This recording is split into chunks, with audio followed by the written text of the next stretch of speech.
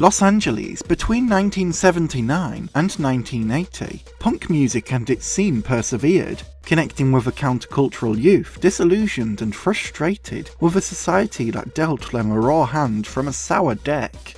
As legendary hardcore punk bands perform, additional footage provides intimate insight into the band's living circumstances, sharing stories of violent outbreaks at gigs, and the inspirations behind their confrontational approach to music.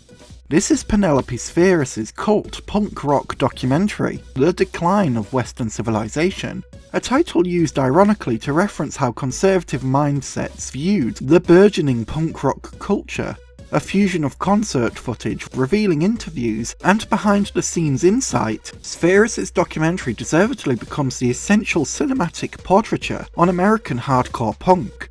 With perspectives from musicians, venue owners, and fans, the film examines why punk resonates deeply with people, why it becomes associated with politics and violence, as well as unflinchingly documenting when such outbursts of fighting erupt during lively gigs. The concert footage provided is nothing short of captivating, as X, Germs, Black Flag, Circle Jerks, Fear, Alice Bag Band, and Catholic Discipline perform a mixture of hardcore punk classics and display stage interactions from heckling the audience to fights, even pushing the crowd off the stage. Displays of violence that demonstrates how youthful punks sought an outlet for a built-up aggression exacerbated by a society that didn't want them. For any concert film lover who just so happens to also adore hardcore punk music, The Decline of Western Civilization is a treasure trove.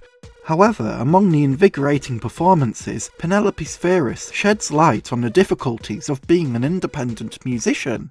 At the time of filming, Black Flag were broke, paying a few dollars for cupboard space in an old church basement, which became their home, admitting that any funds they earned went straight back into promoting the next show. Over 40 years later, and it's disappointing that this scenario is still grounded within reality, as independent musicians face a similar situation where their earnings for a live show may go straight into the funding of their next show. Promotional materials, venue costs, and if we're lucky possibly merchandise, all adds up for a small crew of musicians just trying to find their way through the world. Punk understandably served as an outlet for the punks, any outsiders who felt misplaced, disillusioned, and ignored within wider society. Within a few of the personal interviews Spheeris undertook with punks, they often discuss issues within their home lives, a lack of opportunities available to them, and no support for their feelings of anger, resorting to bottling up their emotions. This is where punk becomes significant, a source of catharsis for a youthful subculture that otherwise had been unsupported, unaccepted, and often disregarded over their humanity. Interviews with the venue owners throughout the documentary often display an empathy for these young fans. While they don't condone violence, they empathise that it stems from a repressed source of emotion. One venue owner specifically refers to the punks who visit his club as good kids, indicating that most punks simply sought a release from emotional and political turmoil. Recognising that punk is thoroughly anti-establishment, intent on reflecting society's disregard right back at it with amplified force, it's worth acknowledging the more problematic side of what was present within punk imagery and also appears within Spheeris' film. During the documentary, the camera captures a Germs fan drawing a swastika on Darby Crash's back, Crash himself wearing an Iron Cross pendant. One interviewee appears to be wearing a t-shirt that depicts the edge of a swastika on it. The band Fear heckles their audience with homophobic slurs, and another interviewee casually drops slurs when speaking to the camera.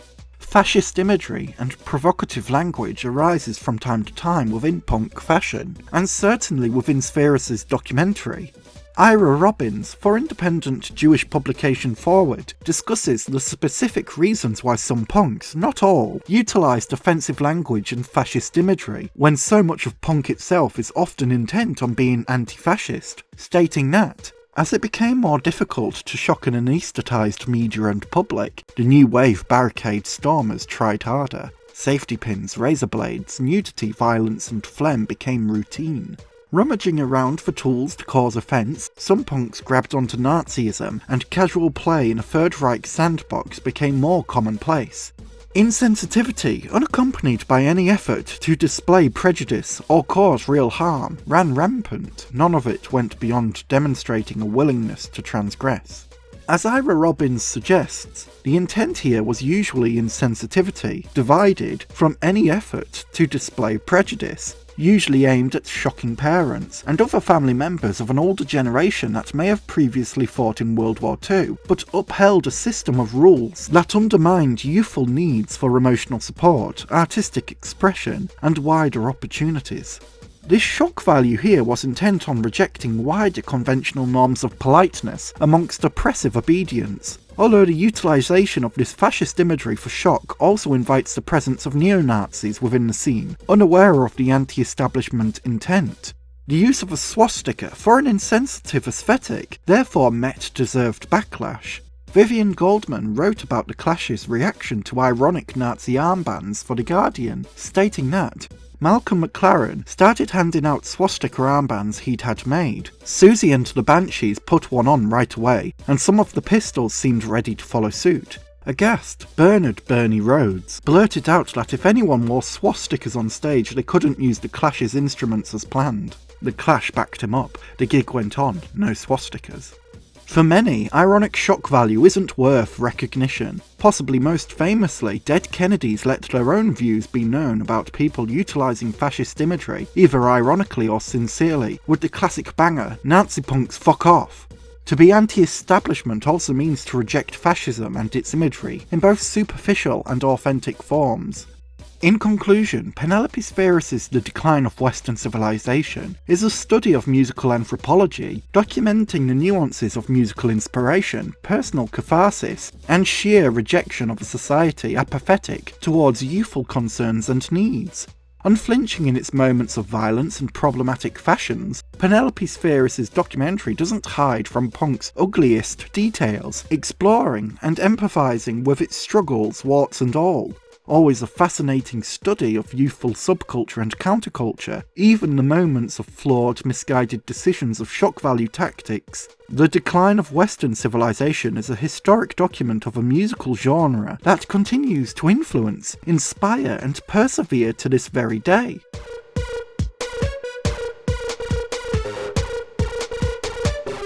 A special thank you to my incredible tier Patreon supporter Gil, and my super tier Patreon supporter Spoldzilla.